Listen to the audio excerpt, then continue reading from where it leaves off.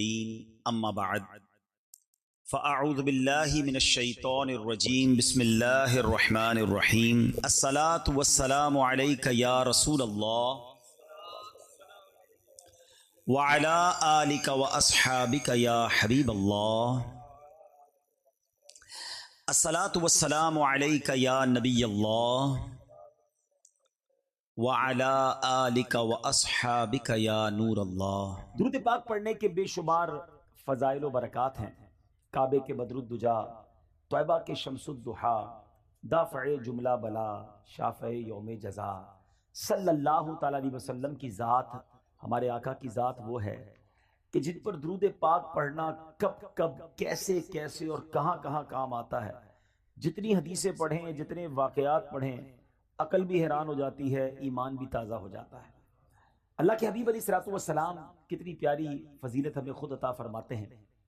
میرے آقا فرماتے ہیں کہ جو کوئی شخص، حدیث پاک کا مضمون ہے کہ جو کوئی شخص مجھ پر روزانہ 50 مرتبہ درود پاک پڑھے گا، کل بروز قیامت میں اس سے مصافحہ کروں گا۔ آج دنیا میں کچھ لوگ بڑے اچھے لگتے ہیں اور ان سے ملنے کو جی بڑا چاہتا ہے، مشہور لوگوں سے ملنے کو جی چاہتا ہے، مگر بتاؤ قیامت کے دن کون سی ہستی ہوگی جس سے سب کو ملنے کا جی چاہے گا؟ نبی پاک کے سوا تو کوئی نہیں ہے نا۔ آقا ہی نے کام آنا ہے، انہوں نے ہی شفاعت کرنی ہے، انہوں نے ہی پیاسوں کو اپنے ہاتھوں سے جام کوثر پلانا ہے، انہوں نے ہی پل صراط سے پار لگانا ہے۔ اعلیٰ حضرت کہتے ہیں نا کہ مشکلیں بڑی ہیں مگر ہر جگہ سرور کائنات علیہ الصلوۃ والسلام نے کس طرح کام آنا ہے۔ فرماتے پیاس بڑی ہوگی مگر ٹھنڈا ٹھنڈا، میٹھا میٹھا پیتے ہم ہیں، پلاتے یہ۔ وہاں نامہ اعمال کھلیں گے اور ہم گناہگاروں کے عیب بھی کھلیں گے، مگر رنگے بے رنگوں کا پردہ دامن ڈھک کے چھپاتے یہ۔ پلڑے اعمال نامے تولے جائیں گے، ہمیں پتہ ہے ہمارے گناہ زیادہ ہیں، مگر امید کیا ہے؟ اپنے کرم سے ہم حلقوں کا پلہ بھاری بناتے یہ۔ پل صراط سے گزرنا ہے، واقعی بڑا مشکل ہے، مگر سلم سلم کی دھارس سے پل سے پار چلاتے یہ ہیں۔ ماں بھی بھول جائے گی، باپ بھی نہیں پہچانے گا، مگر دلاسا یہ ہے کہ ماں جب اکلوتے کو چھوڑے آ آ کہہ کے بلاتے یہ ہیں۔ باپ جہاں بیٹے سے بھاگے لطف وہاں فرماتے یہ ہیں۔ کہاں کہاں نبی پاک قیامت کے دن کام آئیں گے، کرم فرمائیں گے۔ کتنا خوش نصیب ہوگا وہ شخص جس کی ملاقات نبی پاک سے روز قیامت ہو جائے۔ اب غور کیجئے، اس دن کی ملاقات کا جو انٹری پاس ہے نا، اب ہزاروں لوگ ہوں اور ایک بندے سے ملنا چاہیں تو بڑا مشکل ہے، لیکن جہاں اربوں خربوں مسلمان اور غیر سارے لوگ ہوں گے نا قیامت کے دن، اربوں خربوں لوگ نبی پاک سے ملنا چاہیں گے تو کیسے مل سکیں گے؟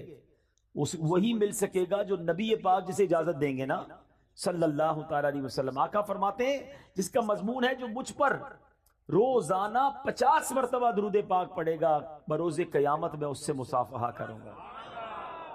اب بھی فضول باتیں کریں، اب بھی ادھر ادھر کے گپ شپ میں گھنٹوں گزار دیں اور درود پاک نہ پڑھیں، یہ کتنی بڑی محرومی ہے۔ آئیے نیت کریں انشاءاللہ کہ روزانہ کثرت کے ساتھ درود پاک پڑھیں گے۔ آئیے مل کر بآواز بلند درود پاک پڑھ لیں۔ صلو علی الحبیب صلی اللہ تعالی علی محمد صلی اللہ علیہ وسلم۔ شادی میں محفل کرنا، نعت خوانی کرنا، قرآن خوانی کرنا بہت اچھی بات ہے، بڑا اچھا طریقہ ہے، لیکن اس کو فارمیلٹی نہ بنا دیا جائے کہ جناب ہمارے پہلے 4 فنکشن ہوتے تھے اب 5 ہوں گے۔ ایک جو ہے وہ نعت خوانی ہو جائے گی جس میں اللہ رسول کی باتیں ہو جائیں گی، باقی سارے وہ کام بھی ہوں گے جو اللہ کو ناراض کرنے والے ہیں۔ یہ نہیں کرنا چاہیے۔ آپ ذرا خود سوچیں، شادی نعمت کتنی بڑی ہے، اور بیسیکلی شادی ہے کیا؟ شادی 2 نئے خاندان مل رہے ہیں، ایک نئی زندگی شروع ہو رہی ہے، ایک نئی بنیاد، ایک نئی عمارت بنائی جا رہی ہے۔ دنیا کا دستور ہے آپ کے علاقے میں کوئی عمارت بنے، سریا کمزور ڈال دیں، سیمنٹ بیکار ڈال دیں، کنکریٹ ڈالیں ہی نہ، بنیاد کمزور کر دیں، پھر عمارت بڑی اچھی بنا لیں، اس پہ پینٹ بھی اچھا کر دیں، کھڑکیاں بھی اچھی لگائیں، ٹائلیں بھی اچھی لگائیں، تو لوگ کیا کہیں گے؟ یہ بے وقوفی کر رہا ہے۔ پہلے بنیاد مضبوط کرتا، پھر اوپر خرچہ کرتا، اور تھوڑے عرصے بعد وہ عمارت دھڑام سے گر جاتی ہے۔ ہم نے کئی شادیوں کے بعد گھر برباد ہوتے دیکھے ہیں۔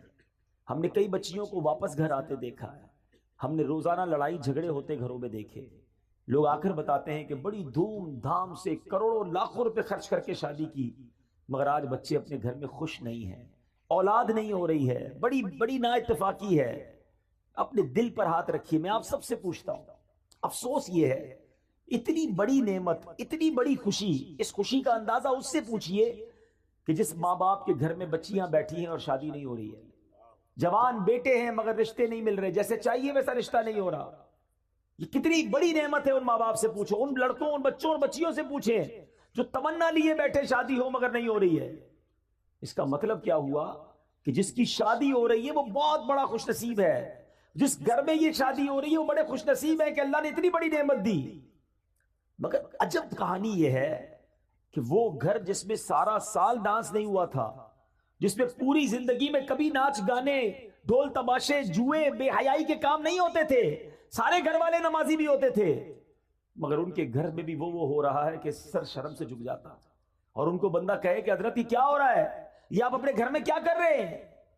جواب یہ ملتا ہے کیا کریں، بچوں کی خوشی کے لیے کرنا پڑتا ہے. مجھے بتائیے نا، بچوں کی خوشی کے لیے کیا اللہ کو ناراض کیا جاتا ہے؟ ایک نیا خاندان آپ بنانے جا رہے ہیں اور اس کی بنیاد میں گناہ، حرام، اللہ کی ناراضی ڈالو گے تو کیا پھر آپ ایکسپیکٹ کریں گے؟ کیا ملے گا آپ کو؟ کیا رب کی رحمت نازل ہوگی؟ کیا گھر میں خوشیاں آئیں گی؟ اصل میں ہم پتہ ہے غلطی کیا کر رہے ہیں؟ ہم چند رشتہ دار، چند دوستوں کو راضی کرنے کے لیے اپنا مستقبل برباد کر رہے ہوتے ہیں کہ یار یہ کیا کہیں گے، یہ رسم بھی نہیں کی، یہ والا فنکشن بھی نہیں کیا، اتنے پیسے والے لوگ ہیں پھر بھی یہ کام نہیں کیا.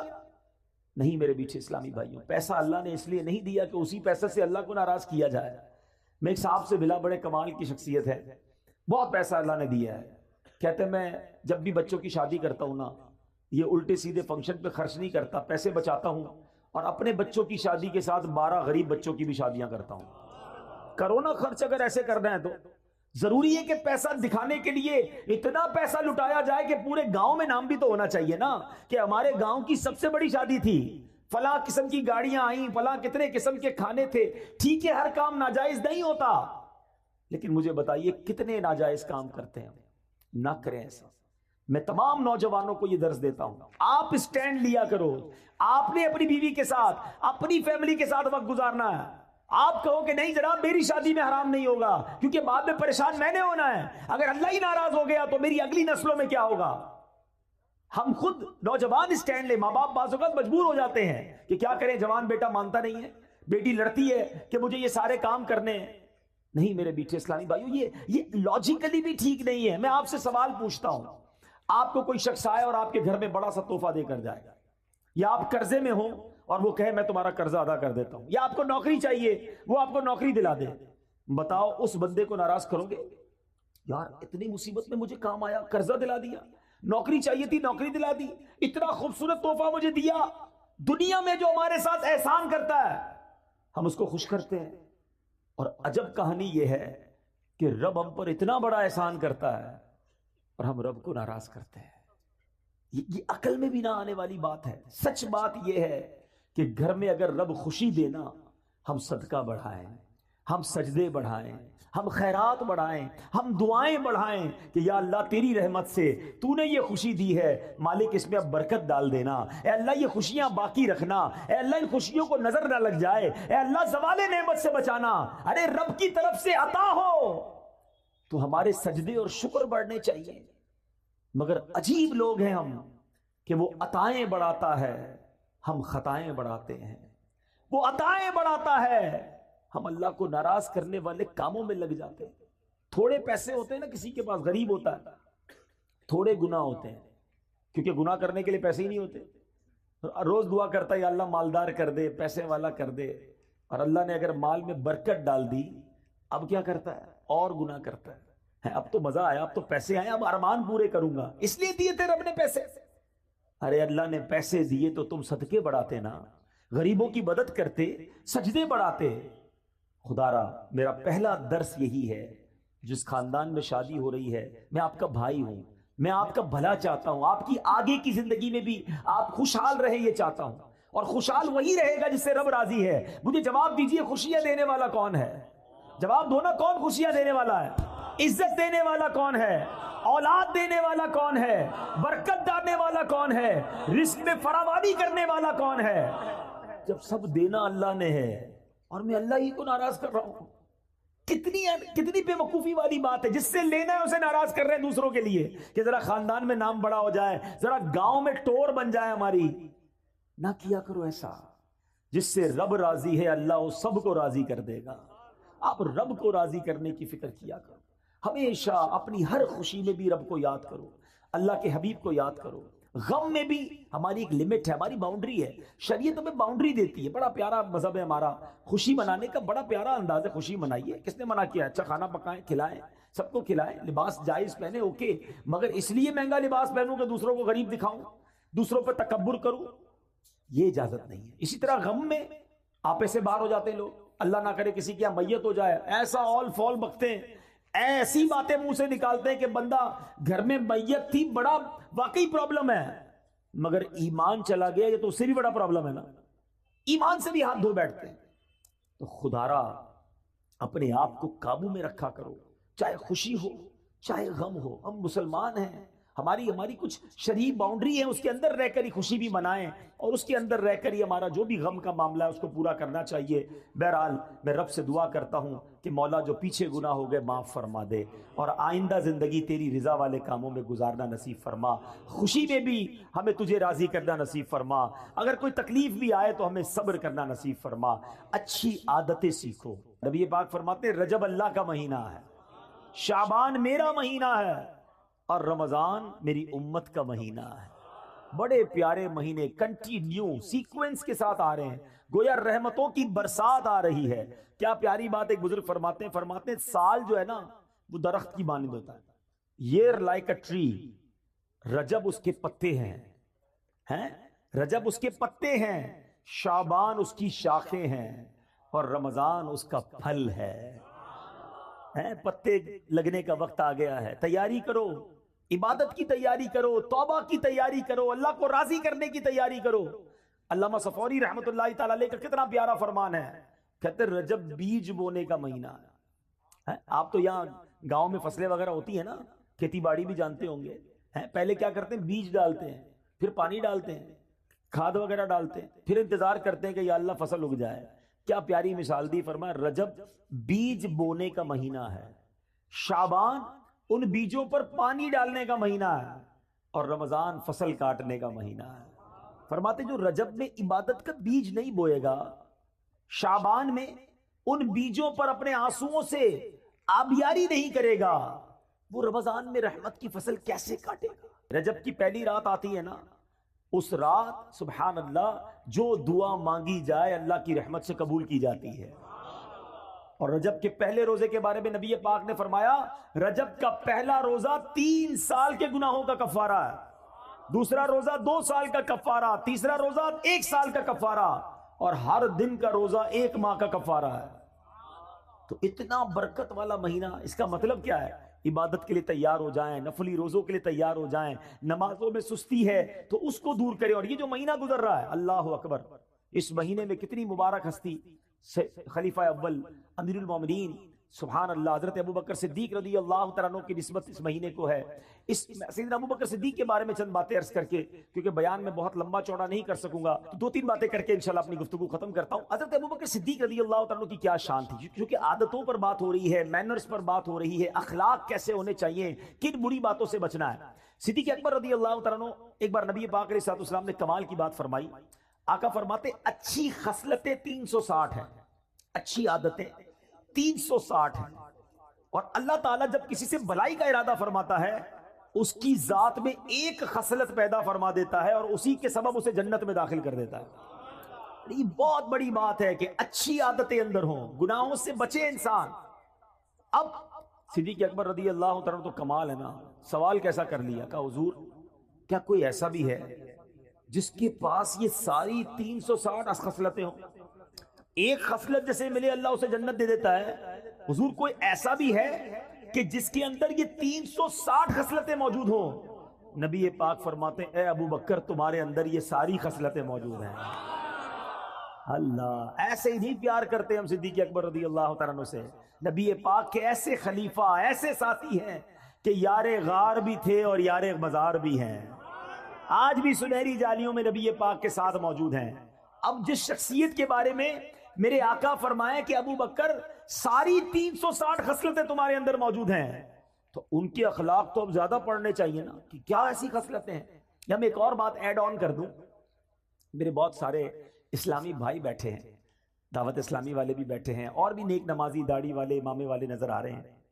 نارملی ایک اور ہماری جناب معلومات کی کمی بتا رہا ہوں اور ہمارے عمل کی کمی بھی بتا رہا ہوں. آج کسی داڑھی امامے والے یا مذہبی حلیے والے سے کہو نا بھائی آپ سنتوں پر عمل کرتے ہیں، کہتا بالکل جناب میں سنتوں کا پیکر، چلتا پھرتا سنتوں کا پیکر. اچھا جناب ذرا سنتیں بتائیے کتنی ہیں.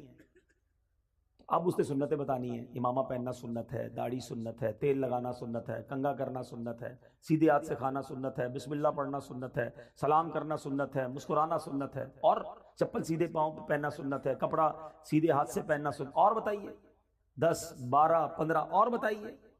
That's it. ہمیں 15 17 20 سنتوں سے زیادہ سنتیں پتہ نہیں ہیں اور ہم کہتے ہیں میں سنتوں کا پیکر ہوں.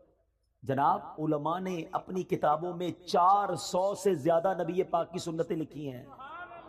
اور اب سنو میں بتاتا ہوں چند سنتیں ہیں. میری جو پوائنٹ ہے اس کو سمجھیے گا. ہم نے نبی پاک کے سراپے کی سنتیں تو جو نظر آتی ہیں وہ تو چلیں اپنا لی، بڑی اچھی بات ہے، مگر سچ بولنا بھی سنت ہے، وعدے پورے کرنا بھی سنت ہے، قرض وقت پر لوٹانا بھی سنت ہے، پڑوسی کا خیال رکھنا بھی سنت ہے، بچوں پر شفقت کرنا بھی سنت ہے، بڑوں کا ادب کرنا بھی سنت ہے، اپنی ازواج اپنی فیملی کے ساتھ نرمی کا برتاؤ کرنا بھی سنت ہے، اپنے غلام اور اپنے خادموں کی غلطی پر معاف کرنا بھی سنت ہے، بدلہ نہ لے کر جانی دشمنوں کو معاف کرنا بھی سنت ہے. ارے غریب آئے جو آئے اسے عطا فرمانا، سخاوت کرنا بھی سنت ہے، اپنے پیٹ پر پتھر باندھ کر اپنے صحابہ کو روٹی کھلانا بھی سنت ہے. ان سنتوں پر کون عمل کرے گا؟ ہے داڑھی رکھ لی، امامہ پہن لیا اور کاروبار میں جھوٹ بولتے ہیں. یہ صرف سراپے کی سنتیں اپنا کر ہم سمجھ رہے ہیں ہم سنتوں کے پیکر ہو گئے. جس نے سنتیں سراپے کی سجائیں اس پر اب زیادہ ذمہ داری ہے کہ اب کردار کی سنتیں بھی اپنائے، ورنہ لوگ کہیں گے کہ دیکھو امامہ پہن کر داڑھی رکھ کر نمازیں بھی پڑھتا ہے اور یہ حرام کام کرتا ہے، سود کا کاروبار کرتا ہے، جھوٹ بولتا ہے، قرض واپس نہیں لوٹاتا ہے، گھر والے پریشان ہیں کہ بیوی پر ظلم کرتا ہے، ماں باپ کا ادب نہیں کرتا ہے، بچوں پر سختی کرتا ہے. کیا یہ نبی پاک کی سنتیں نہیں؟ تو خدا را اے میرے میٹھے اسلامی بھائیوں ہاتھ جوڑ کر اپنے بیٹھے اس لیے سمجھا رہا ہوں کہ یقیناً داڑھی رکھنا سنت ہے، یقیناً امامہ پہننا سنت ہے، سنت کا لباس ہم نے اپنایا. اب لوگ ہم میں نبی پاک کی جھلک دیکھنا چاہتے ہیں، کردار مصطفیٰ کی برکتیں دیکھنا چاہتے ہیں. تو سنتیں بہت ساری ہیں اور کردار کی سنتیں کون اپنائے گا؟ تو خدا را ضرور امامہ ہو، ضرور داڑھی ہو، ضرور نمازیں ہو، نماز کا نشان بھی ہو، مگر بات ہو تو سچ ہو. زبان سے انگارے نہ نکلیں، زبان سے تانے نہ نکلیں، زبان سے کانٹے نہ نکلیں کہ جو بات کرے اس کا دل چھلنی ہو جائے. ارے جو آپ سے بات کرے اس کو ایسے پھول ملے کہ دل مہک اٹھے. ہے پیسے دے تو وقت پر واپس ملے، اسے کاروبار کرے تو سچی چیز ملے. اپنا نقصان برداشت کر لینا، کیونکہ اب داڑھی رکھی ہے تو ذمہ داری زیادہ ہے کہ میری وجہ سے کسی اور کو نقصان نہ ہو. آستینے چڑھا کر سنتوں کا لباس پہن کر بات کرنے والے سے کون محبت کرے گا؟ اور میں سچ بتاؤں دل جلتا ہے کہ اس طرح کے کردار کے جس کے اندر کردار کی خامیاں ہوتی ہیں وہ پھر نبی پاک کی سنتوں کے خلاف لوگ بات کرتے ہیں، مذہبی لوگوں کے خلاف بات کرتے ہیں کہ دیکھو مذہبی لوگ ایسے ہوتے ہیں. آپ میرے اپنے ہیں اس لیے میں دل کی بات کر رہا ہوں. صدیق اکبر کے اس واقعے سے پتا چل رہا ہے کہ نبی پاک نے فرمایا 360 خصلتیں ہیں جو اچھی عادتیں ہیں. کہاں ہیں ہمارے اندر؟ اب آؤ میں بتاتا ہوں صدیق اکبر کے اندر کیسی کیسی عادتیں تھیں. آپ زمانہ جہلیت میں بھی ابھی اسلام کہ نبی پاک نے اعلان نبوت ہی نہیں کیا تھا، اس دور میں بھی کبھی زندگی میں صدیق اکبر نے جھوٹ نہیں بولا. صدیق آپ کا لقب پہلے ہی صدیق مشہور تھا، ہر بات سچ کہتے تھے. آپ بھی اگر صدیق بننا چاہتے ہیں نا، سبحان اللہ، وہ مقام صدیقیت تو اور ہے، سچ بولنے والا.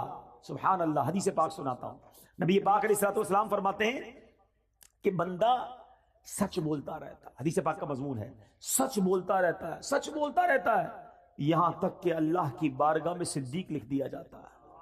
ہمیشہ سچ بولنے والا لکھ دیا جاتا ہے. اور بندہ جھوٹ بولتا رہتا ہے، جھوٹ بولتا رہتا ہے، جھوٹ بولتا رہتا ہے، یہاں تک کہ اللہ کی بارگاہ میں کذاب لکھ دیا جاتا ہے۔ اس سے بڑا بد نصیب کون ہے جو دنیا میں رہے اور اللہ کی بارگاہ میں کذاب لکھا ہوا ہو؟ بزرگ بیٹھے ہیں، پہلے کے دور میں لوگ کبھی کبھی جھوٹ بولتے تھے، اور اب تو ایسا لگتا ہے کبھی کبھی سچ بولتے ہیں، بات بات پر جھوٹ۔ کدھر رہتے ہو؟ جھوٹ۔ کیا کرتے ہو؟ جھوٹ۔ کچھ اور ہی بتانا ہے نا، کیسے بتاؤں شادی وال میں رہتا ہوں، گاؤں میں رہتا ہوں، او بھائی میں تو فلاں بڑے شہر میں کوٹھی ہے میری تو بڑے بڑے کارخانے ہیں، پتہ چلا لگاتا ٹھیلا ہے بتاتا کارخانے ہیں، اپنے سٹیٹس بتانا ہے نا، میں فلاں پوری دنیا گھوم کر آیا ہوں، گجرات سے باہر نکلا نہیں ہے، لیکن ذرا اپنا روب بھی تو جمانا ہے نا۔ کیوں جھوٹ بولنا ہے؟ کیوں لوگوں کو راضی کرنے کے لیے اللہ کو ناراض کرنا ہے؟ اچھا پھر ایک اور الگ کہانی ہے کہ جناب چٹکلے سنانے کے لیے، لطیفے جس کو کہتے ہیں، ہنسانے کے لیے، کامیڈی کرنے کے لیے جھوٹ بولنا ہے۔ یاد رکھو حدیث پاک کا مضمون ہے کہ جو ہنستے ہنستے گناہ کرے گا قیامت کے دن روتے روتے جہنم میں ڈالا جائے گا۔ تم لوگوں کو راضی کرنے کے لیے جھوٹ بول رہے ہو، لوگوں کو راضی کرنے کے لیے، کامیڈی کرنے کے لیے، لوگوں کو خوش کرنے کے لیے اللہ کو ناراض کر رہے ہو۔ حدیث پاک کا مضمون ہے کہ جو ایک جھوٹ بولتا ہے بندہ، اس کے منہ سے اتنی بدبو نکلتی ہے کہ رحمت کا فرشتہ 1 میل دور چلا جاتا ہے۔ اتنے جھوٹ بولے، اب کوئی لوگ ملتے کہتے ہیں گھر میں برکت ہی نہیں ہے، بیماری دور نہیں ہوتی ہے، کاروبار میں برکت نہیں ہے، گھر میں لڑائی جھگڑے بہت ہیں، کدھر سے رحمت آئے گی؟ تم نے جھوٹ اتنے بولے کہ رحمت کے فرشتے سارے دور کر دیے۔ نہیں میرے بیٹے اسلامی بھائی، صدیق اکبر ہمارے سروں کے تاج، ہم ان کے غلام، ذکر تو بڑے شوق سے سنتے ہو، ان کی باتوں پر عمل کب کریں گے؟ آؤ آج نیت کریں، کچھ بھی ہو جائے ہم نے انشاءاللہ ہمیشہ سچ بولنا ہے۔ شیطان ڈالے گا دماغ میں کہ جناب تم سچ بولو گے تو تمہارا مال کیسے بکے گا، دوسرے لوگ جھوٹ بول کے بیچ دیں گے، دوسرے لوگ آگے بڑھ جائیں گے، ابے کسی کو نہیں دیکھنا ہے۔ یاد رکھو کونوا مع الصادقین، سچوں کے ساتھ ہو جاؤ، آپ سچے ہو جائیں انشاءاللہ رب کی رحمت آپ کے ساتھ ہو جائے گی۔ سچ بولنے سے کام بند نہیں ہوگا، اللہ اور عطا فرمائے گا، غیب کے خزانوں سے عطا فرمائے گا۔ صدیق اکبر رضی اللہ تعالیٰ عنہ کی باتیں تو اتنی ہیں سبحان اللہ کہ میں ساری رات ہی بیان کرتا رہوں۔ ایک اور بات کر کے اپنی گفتگو کو ختم کرتا ہوں، اور یہ بھی گاؤں گوٹھوں میں بہت زیادہ پائی جاتی ہے، اس لیے میں اس خصلت کو، اس عادت کو، یہ بھی سنت ہے، اور لیکن اس سنت پر عمل کرنے والے شاذ ملتے ہیں۔ صدیق اکبر رضی اللہ تعالیٰ کا ایک معمول تھا کہ مدینے کی جو بچیاں تھیں وہ خلیفہ بننے سے پہلے 3 سال تک ہر سال آپ کے پاس آتی، اور محلے کی بکریاں، اپنی بچیاں جو بکریاں لے کر آتی، تو تقریباً ہر دوسرے دن آتی تھی اور کہتی حضور ہماری بکریوں کو آپ دودھ دھو دیجئے۔ صدیق اکبر رضی اللہ تعالیٰ عنہ کو دودھ نکال کے دیتے۔ اب آپ بن گئے خلیفہ، امیر المومنین، ہیڈ آف اسٹیٹ، آج کے لفظ میں آپ تو اس مملکت کے ہیڈ تھے نا۔ اب ان بچیوں نے آ کر کہا کہ حضور پہلے تو آپ دودھ نکال دیتے تھے، اب تو آپ خلیفہ بن گئے ہیں، اب تو آپ دودھ نہیں نکالیں گے۔ آپ نے فرمایا کیوں نہیں، بکریاں لے آیا کرو، میں اب بھی تمہیں دودھ دھو دیا کروں گا۔ مدینے کی بچیاں بکریاں لاتی، صدیق اکبر رضی اللہ عنہ خلیفہ بن چکے تھے، پھر بھی ان بچیوں کا دودھ دھویا کرتے تھے۔ حضرت عمر فاروق کے بارے میں آتا ہے، یہ کیسے لوگ تھے؟ کہتے ہیں کہ میں ایک بوڑھی عورت کے گھر پر بیچاری پریشان تھی تو کبھی کبھی جا کر اس کے گھر کے کام کاج کر دیا کرتا، صفائی کر دیا کرتا، چیزوں کو ٹھیک کر دیا کرتا۔ ایک بار گیا تو بوڑھی عورت نے کہا کہ پہلے ہی سارا کام ہو گیا ہے، گھر صاف ستھرا تھا، ایوری تھنگ مینج۔ کہ کون آیا تھا؟ کہ پتہ نہیں کون آیا تھا، کوئی آیا تھا اور آ کے کر کے چلا گیا۔ اچھا دوسرے دن گئے، پھر گھر کا کام پہلے ہو گیا، تیسرے دن گئے، پھر گھر کا کام حضرت عمر سے پہلے ہو گیا، عمر فاروق رضی اللہ عنہ سے پہلے۔ کہتے کون ہے جو مجھ سے پہلے آ کر گھر کے سارے کام کر جاتا ہے؟ اب ایک رات حضرت عمر فاروق کہتے ہیں میں دن میں آ کر چھپ جاؤں گا۔ اب آ کر شام کو چھپ گئے، دیکھا کہ خلیفۃ المسلمین امیر المومنین حضرت ابو بکر صدیق تشریف لایا، اس بوڑھی عورت کے گھر میں جھاڑو لگایا، اس کے کپڑے اور اس کے سارے کام کاج ٹھیک کیے، اور اس کے بعد تشریف لے گئے۔ کیا سیکھنے کو ملا؟ کہ خلیفہ بننے کے بعد بھی عاجزی کا پیکر ہے، انکساری کا پیکر ہے، ڈاؤن ٹو ارتھ ہیں۔ اور آج ہمارا کیا حال ہے؟ تھوڑے پیسے مل جائیں، تھوڑی نمبرداری مل جائے، کسی ملک کا ویزا لگ جائے، او ہو پھر تو ہمارا سٹائل ہی الگ ہے نا۔ پہلے محلے میں کوئی جانتا نہیں تھا، آج تھوڑا نام پاکستان میں مشہور ہو جائے پھر تو انداز ہی بدل جاتا ہے۔ بندہ مالدار ہو کر آج کل یہ ہو گیا غریب رشتہ دار کو پہچاننا چھوڑ دیتے ہیں کہ میں کیسے بتاؤں یہ میرا چاچا ہے، یہ بیچارہ پگڑ باندھے والا یہ دیہاتی آدمی، میں کسی کو کہوں گا میرا ابا ہے میرا چاچا ہے تو لوگ مذاق اڑائیں گے. استغفر اللہ. یہ سیکھا ہم نے، یہ اسلام کی تعلیمات ہے. یقین کرو میرے بیچ اسلامی بھائیوں، تکبر ایسا گناہ ہے، اللہ کو اتنا ناپسند ہے کہ روایتوں کا مضمون ہے کہ متکبر کو قیامت کے دن چوٹیوں کی شکل میں لایا جائے گا اور لوگ مسل مسل کر اس کے اوپر سے گزر رہے ہوں گے. تکبر ہی تو کیا تھا شیطان نے. حضرت آدم علیہ السلام کے سامنے دیکھ کر کیا کہا تھا؟ انا خیر من، میں اس سے بہتر ہوں. اے اللہ تو نے اس کو مٹی سے بنایا، مجھے آگ سے بنایا ہے. ایک تکبر کیا اور اللہ کی بارگاہ سے مردود قرار دے دیا گیا. آج یہاں روز تکبر کرتے لوگ، کہتے ہیں یہ گاؤں کے لوگ ہیں، یہ غریب لوگ ہیں، میں پیسے والا، میں وڈیرا، میں چودھری، میں نمبردار، میرے پاس بڑی گاڑیاں، میری بڑی کوٹھی، میرے ملازم ہیں. ٹھیک ہے پہلے زمانے میں بھی غریب تھا، ان کے ساتھ چارپائی پہ بیٹھ کر چائے پی لیتا تھا، اب میرا سٹیٹس نہیں ہے. خلیفۃ المسلمین ہے اور بچیوں کی بکریوں کا دودھ دھو رہے ہیں. اگر عروج پانا ہے نا اللہ کی بارگاہ میں تو یاد رکھنا کہ دانا خاک میں مل کر گلے گلزار ہوتا ہے. کبھی تکبر نہ کرنا، کیونکہ اللہ تبارک و تعالیٰ جب چاہے تمہارا یہ مال واپس لے لے گا، جب چاہے یہ عزت واپس لے سکتا ہے. ان اللہ علی کل شیء قدیر وتعز من تشاء وتذل من تشاء. وہ جسے چاہے عزت دے، جسے چاہے ذلیل فرمائے. تو میرے میٹھے اسلامی بھائیوں سیکھو کہ ہم نے کبھی تکبر نہیں کرنا ہے. اگر مال دیا ہے اللہ نے دیا ہے، ہمیں اور جھک جانا ہے. کہتے نا وہ درخت جھکا ہوا ہوتا ہے جس میں پھل لگے ہوئے ہوتے ہیں، تو جھک کر رہیے، عاجزی کا پیکر رہیے. سیکھیے اپنے بزرگوں سے، اپنے اسلاف سے کہ وہ کتنا بھی بڑا مرتبہ ہو جاتا تھا عاجزی کا پیکر رہتے تھے. آج ہاتھ ملانا پسند نہیں کرتے. ایک اور بات بتا دوں، یہ جو غریب رشتہ دار ہیں نا، جی ہاں رشتہ دار ہماری اصل ہیں، کبھی انہیں مت بھولنا. ان کا بڑا مرتبہ ہے. عام مسلمان کو صدقہ دو تو ایک ثواب ہے. احادیث کا مضمون ہے اگر کوئی اپنے رشتہ دار کو صدقہ دے اس کو ڈبل ثواب ملتا ہے. ایک صدقے کا ثواب، ایک رشتہ داری نبھانے کا ثواب. لیکن دنیا کے ساتھ بڑے اچھے رشتہ داروں کو بھولے ہوئے ہیں. اور ایک اور بات بتا دوں، بے شک انٹرنیٹ پر 5000 دوست بن گئے ہیں، کئی گروپس کے فالوورز بن گئے ہیں، آپ کے بہت سارے لائکس بڑھ گئے ہیں، سارا دن انہی کے ساتھ لگے ہوئے ہیں. نہ ماں کے لیے ٹائم، نہ والد کے لیے ٹائم، نہ رشتہ دار، نہ چاچا، نہ ماموں ہیں.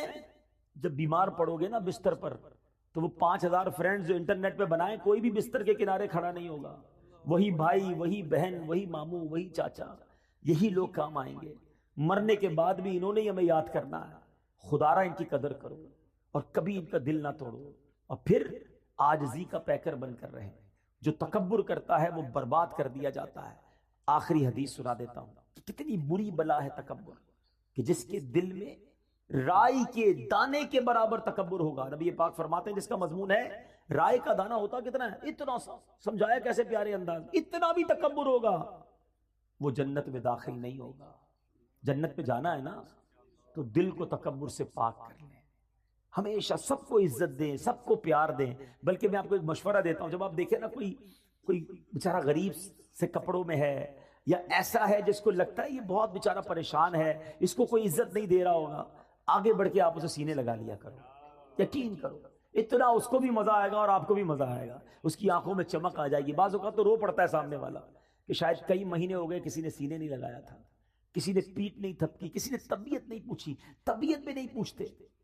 غریبوں کا خیال رکھے. یہ جو بعض اوقات یہ ٹھیلے پہ لوگ بیچ رہے ہوتے ہیں نا، کوئی چنے بیچ رہا ہوتا ہے، کوئی بیچارہ بھٹا بیچ رہا ہوتا ہے، جو چھوٹی چھوٹی چیزیں بیچتے ہیں. اللہ نے اگر آپ کو دیا ہے نا، یہ اچھے لوگ ہیں، یہ مانگ نہیں رہے ہیں، یہ مزدوری کر کے پھل بیچ کر کام کر رہے ہیں. کبھی آپ دیکھیں کوئی سفید داڑھی والا، یار میرے والد کی جگہ ہے، کوئی بڑا بزرگ، کوئی ایسا شخص آپ کو بڑا نظر آئے نا، اپنی گاڑی اپنی اسکوٹر روکیں، اسے تھوڑے چنے خرید لیں. آپ کو نہیں چاہیے نا، کوئی بات نہیں، اگلے اسٹاپ پہ کوئی اور بیچارہ غریب نظر آئے گا، اس کو دے دیجیے گا. ہو سکتا ہے یہ اسی 50-100 روپے کے انتظار میں بیٹھا ہے کہ یار 100 روپے کی کمائی اور ہو جائے تو اپنا ٹھیلا بند کروں، گھر جاؤں بچوں کے پاس. وہ 100 روپے آپ اس کا کام کروا دو. یار اللہ دیکھ رہا ہے. جس کو اللہ نے نوازا ہے دل جیتو، ان لوگوں کی دعائیں لو. مگر آج ان ٹھیلے والوں کو بھی لوگ گالیاں دے رہے ہوتے ہیں. غریب ہے نا، کر تو کچھ نہیں سکتا ہے. غریب بیچارہ کوئی سگنل پہ آ گیا، اس کو برا بھلا کہہ کے چلے جائیں گے. اس طرح نہ کیا کریں. کبھی بھی کسی کی ہائے نہ لیں، دعائیں لیں. آپ کو لوگ دعائیں دیں گے، آپ ترقی کریں گے، آپ کی مشکلیں آسان ہو جائیں گی. تو بہرحال آج اس مختصر سے بیان میں، ورنہ باتیں تو بہت ساری ہیں. صدیق اکبر رضی اللہ تعالیٰ عنہ کو اللہ نے کیسی خصلتوں سے، کیسی عادتوں سے نوازا تھا، اور سب سے بڑی عادت، سب سے بڑی خصلت، بلکہ آپ کی زندگی کا اگر میں کہوں سینٹرل پوائنٹ کیا تھا، وہ نبی پاک پر ایسے فدا تھے، ایسے عاشق تھے. اگر سیکھنا ہو عشق رسول کسے کہتے ہیں، نبی پاک پر اپنا سب کچھ فدا کیسے کرتے ہیں، تو وہ صدیق اکبر رضی اللہ تعالیٰ عنہ سے سیکھنے کو ملتا ہے. اللہ ان کے صدقے ہمیں بھی عاشق رسول بنا دے، نبی پاک پر اپنا تن من دھن سب قربان کرنے کا جذبہ عطا فرمائے. الحمدللہ دعوت اسلامی کے مدنی ماحول میں ایسی پیاری باتیں سیکھی اور سکھائی جاتی ہیں. آپ بھی اس مدنی ماحول سے وابستہ رہیے، اجتماعات میں آتے رہیے، مدنی قافلوں میں سفر کیجئے. انشاءاللہ ہمارے اندر بھی عاجزی آ جائے گی، ہم بھی سچے ہو جائیں گے، ہم بھی کردار کی سنتوں پر عمل کرنے والے بن جائیں گے. آمین بجاہ النبی الامین صلی اللہ تعالی علیہ وسلم. میرے اعمال کی اصلاح کرم سے